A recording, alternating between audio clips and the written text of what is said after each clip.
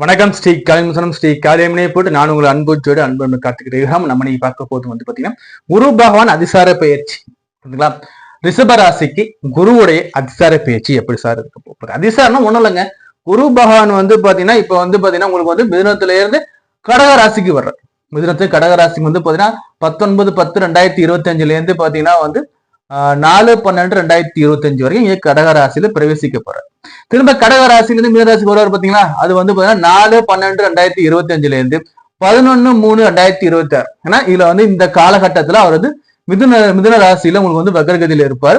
வக்ரம் நம்ம நேர்கதி வரணும் பாத்தீங்களா? அது பாத்தீங்கன்னா 11/3/2026 அவர் வக்ர நிவர்த்தி ஆயிடுவார். இதுதான் இந்த காலகட்டத்துல இந்த ரிஷப ராசிக்கெல்லாம் எப்படி இருக்குன்னு பார்த்துட்டு இந்த வீடியோ ஸ்கிப் பண்ணாம முழுசா பாருங்க. நம்ம சேனல் சப்ஸ்கிரைப் பண்ணி வச்சுக்கோங்க, லைக் பண்ணி சொல்லிட்டு ஷேர் பண்ணி விடுங்க.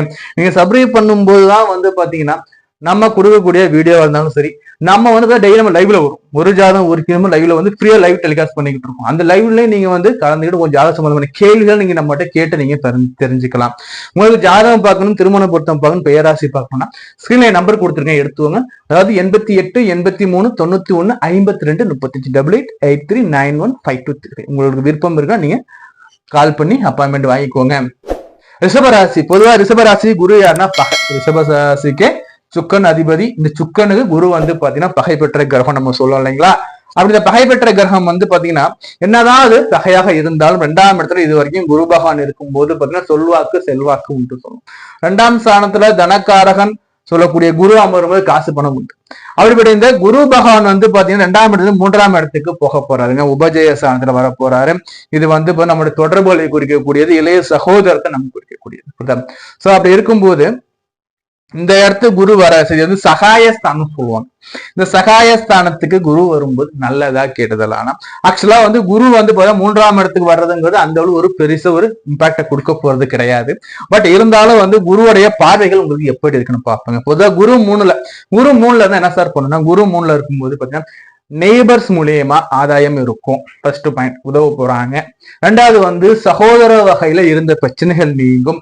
சகோதர வகையில ஆதாயம் கிடைக்கும், அனுகூலம் கிடைக்கும், சப்போர்ட் கிடைக்கும்.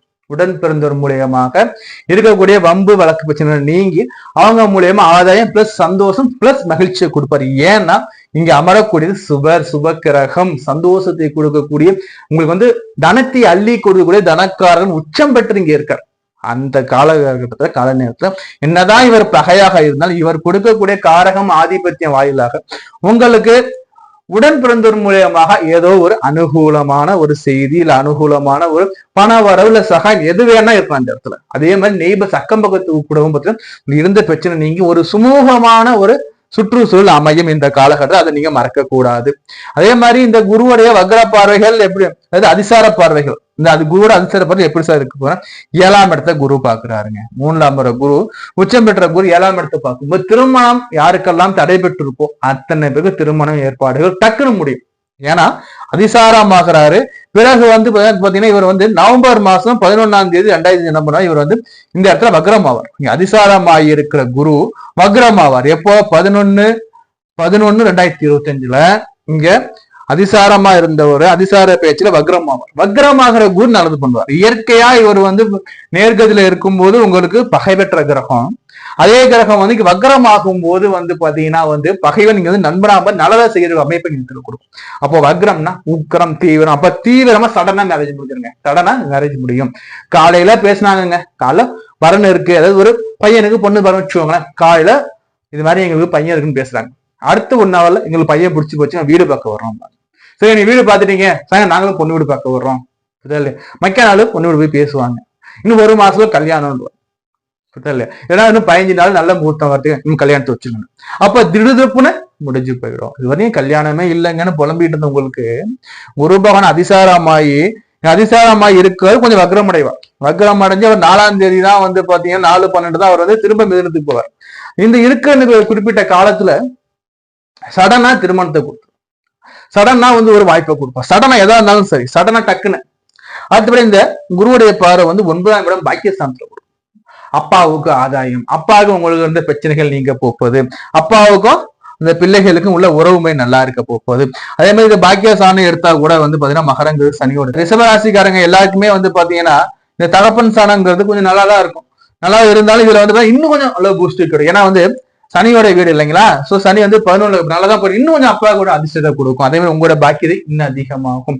ஒரு வேலையில இருக்கீங்க, வேலையில வந்து நீ இவ்வளவு நாளா ப்ராஜெக்ட் சப்மிட் பண்ணிக்கிட்டே இருக்கீங்க, ப்ராஜெக்ட் எல்லாத்தையுமே அவர் கேன்சல் பண்ணிக்கிட்டே இருக்காரு. திடீர்னு அவங்க மேனேஜர் கால் பண்ணி உங்களுடைய ப்ராஜெக்ட் எல்லாமே நான் அப்ரூவ் பண்ணிட்டேங்க, உங்க ப்ராஜெக்ட் எல்லாமே ஓகே தாங்கிறாங்க. இல்ல வெளிநாட்டுக்காக ஒரு விசா ட்ரை பண்ணிக்கிட்டே இருக்கீங்க, டக்குன்னு விசா சைன் ஆயிடுது, வெளிநாட்டு விசா சைன் ஆயிடுச்சுங்க. சோ அது மாதிரி டக்குன்னு உங்களுக்கு நடக்குங்க. புரியுதா?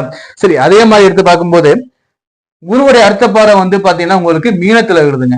மீனத்துல குருவோட பார்வை விழுது, 9ஆம் பார்வை. அது வந்து உங்களுக்கு வந்து 11ஆம் ஸ்தானம் ஆல்ரெடி சனி பகவான் உட்காந்துருக்காரு. 11ல சனி ராஜ யோகாதிபதியா உங்களுக்கு யோகத்தை கொடுத்துட்டு, ஏன்னா உங்களுடைய பாக்கியாதிபதி அவர் தானே, பாக்கியாதிபதி பிளஸ் உங்களுடைய கர்மாதிபதி அவர் தான். 9, 10க்கு உடையவன் 11ல உட்காந்து லாபமேன்மை கொடுத்துக்கிட்டு இருக்கார். ஒன்றுக்கு மேற்பட்ட வருமானங்கள், ஒன்றுக்கு மேற்பட்ட இந்த தொழில எல்லாத்துக்குமே யோகமா போயிட்டு இருக்கும் போது அந்த யோகத்துல குரு பாக்குறார் இல்லையா. அதாவது உங்களுக்கு பணமழை பெய்யுது, இந்த பணமழையில குரு பார்க்கும் அடமழையா பெய்யும். அப்போ நல்ல வரவுகள் இருக்கும், நல்ல முன்னேற்றங்கள் இருக்கும், வேலையில் நல்ல ஒரு ஸ்டெப் பை ஸ்டெப்பா மேல போற காலமா இருக்கும். வேலையில தொழில்ல குறிப்பா தொழில் சனிங்கிறது தொழில் குறிப்பா உங்களுடைய 10ஆம் இடத்து அதிபதி பாக்கியாதிபதி, உங்களோட பாக்கியதை நல்லா இருக்க போகுது. அதே மாதிரி உங்களுடைய வேலைங்கிறதுல நல்ல ஒரு முன்னேற்றம் இருக்க போகுது. ஏன் பதவி உயர்வு கிடைக்கலாம், ஒரு நல்ல கம்பெனி, நல்ல போஸ்டிங், நல்ல வேலை கிடைக்கும். இப்ப இருக்கிற வேலையோட நல்ல வேலை கிடைக்கும், சக்குன்னு ஜம்ப் ஆயிடுங்க, இதெல்லாம் டக்கு நடக்கும். அதே மாதிரி இந்த சனி பகவான்ங்கிறது வந்து பாத்தீங்கன்னா 4/12/2025 என்ன பண்ண திரும்ப மிதனத்துக்கே வந்துடுவார். அப்புறம் வக்ரமாயி 2ஆம் இடத்துல அமரும் போது பாத்தீங்கன்னா தனம் கண்டிப்பா பணம் வரும், நல்லா இருக்கும். சொல்வாக்கு செல்வாக்கு உங்களுக்கு கண்டிப்பா இடைப்பட்ட காலத்தை கண்டிப்பா உயரும். 4/12/2025 இருந்து 11/3/2026 வரைக்கும் உங்களுடைய சொல்வாக்கு செல்வாக்கு நிச்சயமா உயரப்போகுதுங்க. என்னை பொறுத்த வரைக்கும் இந்த குருவோட அதிசார பயிற்சி வந்து பாத்தீங்கன்னா ரிஷப ராசிக்கு நல்ல ஒரு யோகமான அதிசார பயிற்சியா இருக்கு. ரிஷப ராசிக்கு நல்ல ஒரு யோகமான அதிசார பயிற்சியா இருக்கு. இந்த யோகமான காலகட்டத்தை சரியான வழியில பயன்படுத்திக்கோங்க. படிக்கிற மாணவர்கள் எடுத்து பார்க்கும்போது நல்ல ஒரு படிப்பு, நல்ல ஒரு முன்னேற்றம் இருக்கும், நல்ல ஒரு புரிதல் இருக்கும். படிப்புக்காக வெளிநாட்டு போனா கண்டிப்பா வெளிநாட்டு போற இந்த அமைப்பு கூட கிடைக்கும். சீனியர் சிட்டிசனுக்கு இன்வெஸ்ட்மெண்ட் பண்றீங்களா, இன்வெஸ்ட்மெண்ட் பண்றதுக்கு நல்ல ஒரு காலமா இருக்குங்க. சராசரி ஒரு ரிட்டர்ன்ஸ் நல்லா கிடைக்கும். அதே சமயத்துல வந்து இந்த குரு வக்ரமா இருக்க காலகட்டத்துல ஒரு இன்வெஸ்ட்மெண்ட் நல்லா இருக்கும், வருமானங்கள் ரெட்டிப்பு வருமானமா கிடைக்கும். அதே மாதிரி ஷேர் நல்லா இருக்கும், மியூச்சுவல் நல்லா இருக்கும், சோ மியூச்சுவல் அக்சஸும் நல்லா இருக்கும். சோ என்ன பண்ணுங்க, இந்த காலகட்டத்துல வந்து கரெக்டா ஒரு வியூகம் போட்டு என்ன பண்ணலாம், பிளான் பண்ணி இன்வெஸ்ட்மெண்ட் பண்றீங்கன்னா நல்ல ஒரு ரிட்டர்ன்ஸ் கிடைக்கும். அதே மாதிரி எடுத்து பார்க்கும்போது இந்த குரு 2ஆம் இடம் தனஸ்தானம் உங்களுக்கு நல்லா இருக்க போகுது. பண வரவுக்கு குறிப்பா வேலையில உங்களுக்கு எல்லாமே வேலையில முன்னேற்றம் இருக்க போகுது. சோ என்ன பண்ணுங்க, நம்ம தொடர்ந்து பேசிக்கிட்டே இருப்போம். வழிபாடுகள் பத்தி கேட்பாங்க, வழிபாடுகள் பத்தி கேட்கும் போது வந்து பாத்தீங்கன்னா நான் சொல்லக்கூடியது வந்து பாத்தீங்கன்னா குரு பகவான் வக்ரமாயி கடகத்துக்கு ஒரு பட்சத்தை என்ன பண்ணுங்க, திருவண்ணாமலை போங்க, திருவண்ணாமலை கிரிவலம் இந்த காலத்து வாட்டி போயிட்டு வாங்க. அந்த எம்பெருமான் எல்லாம் மனமாற வேண்டிக்குவாங்க. திருவிடைமருதூர் மகாலிங்கேஸ்வரர் முறை வழிபாடு பண்ணிட்டு வாங்க, திருவிடைமருதூர் மகாலிங்கேஸ்வரர் முறை வழிபாடு பண்ணிட்டு வாங்க. அதே மாதிரி வந்து பாத்தீங்கன்னா வந்து திட்டக்குடி ஒரு முறை போயிட்டு வழிபாடு பண்ணிட்டு வாங்க. இந்த வழிபாடுகள் பண்ணுங்க. நம்ம தொடர்ந்து பேசிக்கிட்டே இருக்கலாம். நம்ம சேனல் சப்ஸ்கிரைப் பண்ணி வைங்க, லைக் பண்ணுங்க, உங்க ஃப்ரெண்ட்ஸ்க்கு ஷேர் பண்ணுங்க.